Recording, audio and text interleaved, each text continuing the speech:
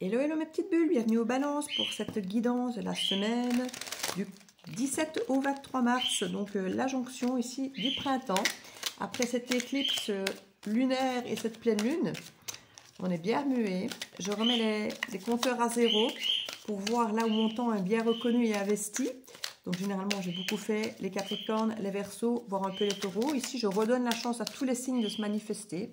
Et peut-être que je referai davantage de guidance pour les balances si je vois qu'effectivement mon temps est bien investi avec vous. Ça me ferait bien plaisir. Je suis comme ascendant balance, donc j'y ai mon intérêt aussi. Donc on va voir pour vous les balances, quelles sont les énergies pour cette semaine.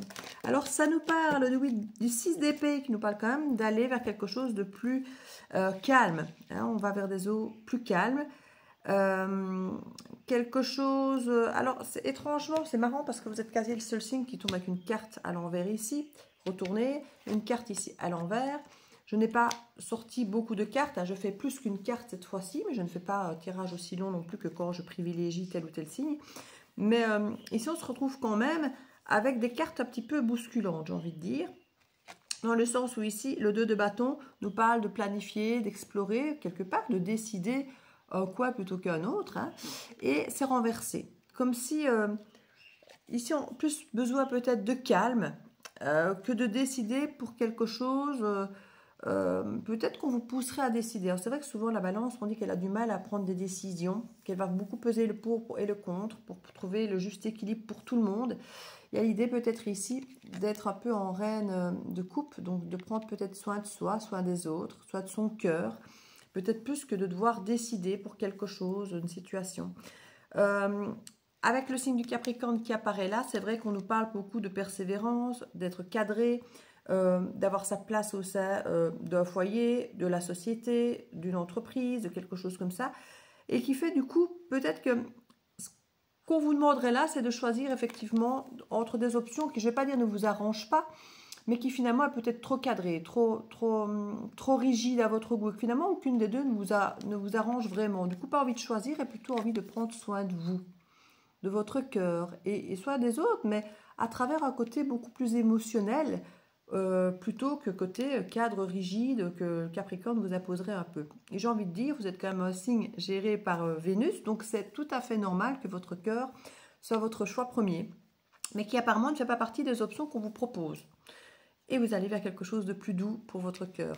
Alors ici, on nous parle de l'as de denier. Il y a un nouveau départ, une proposition, un cadeau, une petite somme d'argent. Quelque chose qui vous est potentiellement proposé, mais vous ignorez peut-être encore que c'est là.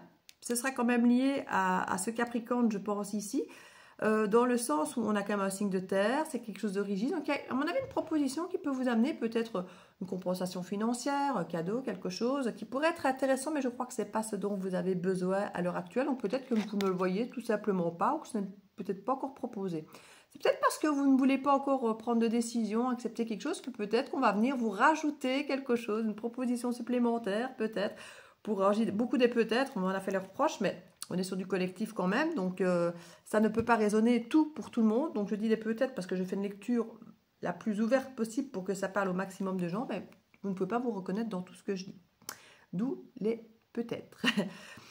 Et comme je disais, peut-être que les personnes qui trouvent que je dis trop peut-être, ben, c'est parce qu'elles prennent mes guidances collectives pour une guidance privée, ce qui n'est pas le cas. Donc je ne peux rien affirmer dans une guidance collective.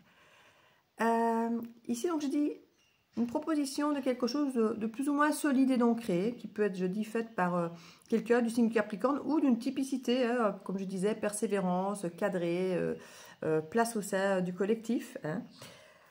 Dans les cartes qui étaient retournées, c'est un petit tas qui est tombé. On a l'empereur qui nous parle de maîtrise. On a le roi d'épée. On a le 7 d'épée. On nous parle ici de ne plus vouloir, alors soit de trahir, soit d'être trahi, on ne veut plus souffrir, on a plus envie maintenant. Alors autant on est dans l'idée de la maîtrise ici, qui pour moi va très bien avec le Capricorne, même si l'empereur c'est Bélier, ce n'est pas Capricorne, mais on a l'idée d'un cadrage ici avec l'empereur et d'une maîtrise. Et ici, on a plutôt l'idée justement de l'enfant de ne pas maîtriser. Et c'est là que j'imagine plutôt cette ouverture de cœur. Même si c'est du bâton ici, c'est l'ouverture du cœur. On expérimente avec plus de légèreté parce que finalement, on se rend compte peut-être que la maîtrise, pas qu'on ne maîtrise pas tout comme on voudrait, mais si c'est pour nous amener effectivement à des échecs, à des trahisons, se trahir peut-être soi-même plutôt que d'être trahi ou trahir les autres, mais on se fait du tort, on se fait du mal. Donc on expérimente avec beaucoup plus de légèreté et avec le cœur. Ce sera ça pour vous, les balances. Donc voilà, je vous fais des bisous, belle semaine à vous et à bientôt de la Belle Vierge. Ciao, ciao.